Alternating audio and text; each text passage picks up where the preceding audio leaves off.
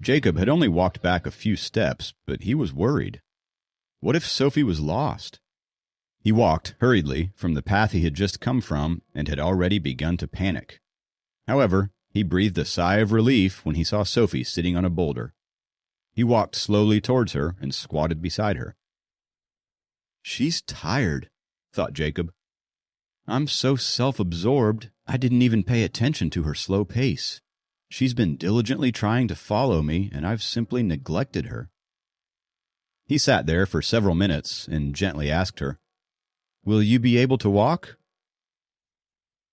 "If I had my dragon core, I would have made it down a long time ago and wouldn't be in this state." Jacob finally understood her agony. The dragon core kept her energized, and now, without it, she was an ordinary mortal. While Jacob had regained his strength at the temple, Sophie was exhausted. Jacob bit his lower lip with a deep sense of regret. Jacob was also concerned about the growing darkness, and he had to find a solution. "How about," Jacob paused to think, "I carry you on my back?" "No, it's fine. I'll be okay in a bit," said Sophie. She and Jacob took a break for 10 minutes when Sophie began walking again. She walked a bit slow at first and then gained a good speed. Further on their way down, Sophie had picked up the pace, and Jacob was following by her side, trying to guard her against any potential dangers. They once again held hands as they trekked downwards along the peaceful trail. Still, as fast as they were proceeding, the sky had inevitably turned dark. Now that the last beam of light was fleeting away, and they were still 2 hours away from the foot of the mountain, Sophie had become genuinely anxious. "Is it this side or that side?" Jacob held up the map and asked. The closer they were to the halfway point, the more diversions they encountered, leaving them confused. "It is definitely this side." Sophie pointed to the left. "Okay, then it is definitely the other side." Jacob directly went towards the right. After Sophie had given the wrong direction 3 times in a row, Jacob had not put his faith in her sense of direction, and believed that he had to go against her gut feeling to get to their destination. Sophie was flabbergasted, but she did not trust her sense of direction either. In the end, she could only follow Jacob. Strangely enough, every time Jacob had gone against Sophie's suggestion and went the other way, it turned out to be the correct way down the mountain. There were no signs of anyone else the entire way down, and it was dead silent except for the voice of the critters. Consequently, the sounds of footsteps made by Jacob and Sophie were becoming more distinct as they echoed in the dark. As the sun had set, the gorgeous vistas that enchanted them had now become grim and gruesome. Being by themselves in the dense foliage and the loneliness of the mountain was making them feel eerie. Sophie was terrified by now. As a result, her speed had decreased and she was not walking briskly anymore. Slowly, she continued walking by Jacob's side. Jacob read her mind. He held her hand even tighter to make her feel safe. Sophie glanced at his direction and felt glad that he was with her. As they continued to tread along slowly, it kept getting darker, and soon it was 7 in the evening. They were 2 hours away from the hotel going by their slow pace. Moreover, except the area near the Dragon Temple, which had cell towers, their cell phones had no signals anywhere else on the mountain. For them, there was nowhere to turn for help. Hence, Jacob and Sophie could only brace themselves and carry on. The path down the mountain was full of twists and turns. Sometimes they pointed upwards, and other times downwards. At times, the two had become confused whether they were climbing up the mountain or descending.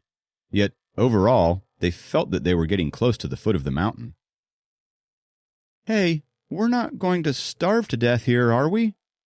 Sophie couldn't help but ask. "If there is really nothing left to eat, then I'll eat you first," Jacob said to her. "You—" Wrinkling her nose, Sophie glared at Jacob while her cheeks puffed with anger. At least she wasn't scared anymore. Time was ticking away. It was already 8 o'clock at night. However, the foot of the mountains still seemed far away. Even the chirping of birds nestling in for the night seemed creepy to them. Sophie had no one to rely on but Jacob. She stayed close to him and held his hand even more tightly. Jacob was also unfamiliar with the mountain. As he did not bring a flashlight, he could only turn on his cell phone and make use of the weak light from it to light up the path just below their feet. He prayed not to miss a step and to end up rolling down the mountain with Sophie. On their way down, they found some peculiar insects that were emitting a golden light. However, these were not fireflies, as they tend to be lumpily attached to mountain cliffs. Sophie had an intense fear of insects. She cowered right next to Jacob and clutched onto his hand firmly. Regret had filled her heart. She regretted climbing to the mountaintop with Jacob, as it had resulted in them being stuck in the middle of a mountain at night and could not make their way back down. "Hey, don't worry. We'll be there soon," Jacob consoled her. "And, Soph, how am I supposed to walk if you're grabbing onto me so tightly?" Jacob turned and asked her. Sophie's starry eyes looked beautiful, even in pitch dark. I'm not scared. I'm only feeling a little cold." Sophie's body language didn't match her lie as she clung to Jacob.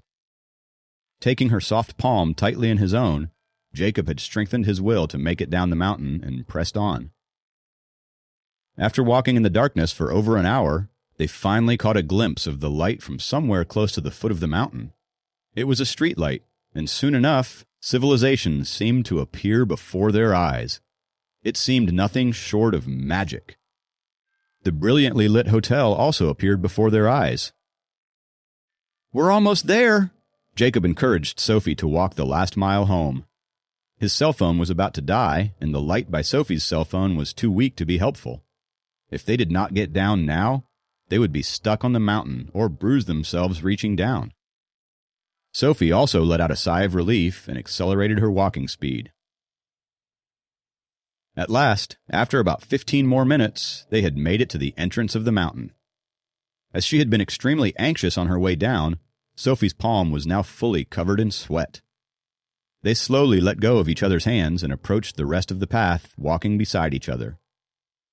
Jacob's stomach was now growling loudly. They had finished all the snacks in the backpack on their way down. He promptly walked towards the hotel. Sophie followed behind him, looking torn because of her mixed feelings. Truthfully, she knew that she had become very dependent on Jacob on their way down. If it weren't for him, she wouldn't be able to make this trip on her own. At the same time, she did not want to admit to herself that she could only do this with his help. She believed that if she had run into any real danger, her parents would surely come to her rescue. Jacob was lost in his own set of thoughts. What concerned him the most right now was that he had to share a room with her father. He thought it might be awkward. As they entered the hotel, they returned to their rooms. Listless and exhausted, Jacob was surprised to find that there was a note in the room. On it, it stated, "Sophie's mother and I are going to visit a friend who lives nearby. We might be back late." At that moment, the doorbell of his room started ringing. He ran over to get the door and found Sophie standing there awkwardly. "Let's go eat," she said, as she bit her lip. Please subscribe to the Pocket FM YouTube channel and press the bell icon for instant notification. Check out our channel for more such exciting shows.